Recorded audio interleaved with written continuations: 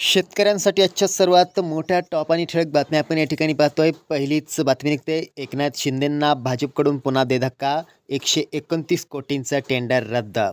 पुढली मोठी बातमी निघते. 98 अखिल भारतीय मराठी साहित्य संमेलन, पंतप्रधान मोदी, शरद पवार, मुख्यमंत्री फडणवीस एकाच मंचावर.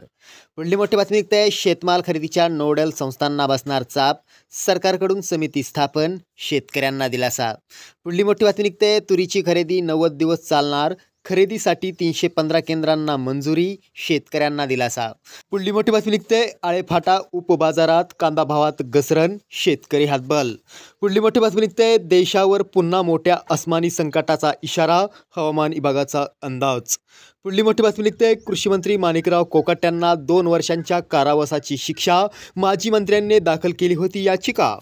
पुढली मोठी बातमी निघते. महिलांना एसटी प्रवासात मिळणारी सवलत बंद होणार, उपमुख्यमंत्री शिंदेंचं स्पष्टीकरण.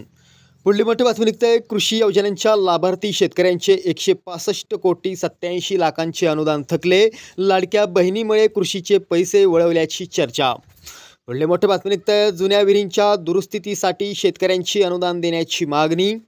पुढली मोठी बातमी निघते. 10 लाख घरकुल लाभार्थ्यांना मिळणार, 450 कोटींचा पहिला हप्ता, 5000 लाभार्थ्यांनी दिली जाणार घरकुल योजनेसाठी जागा.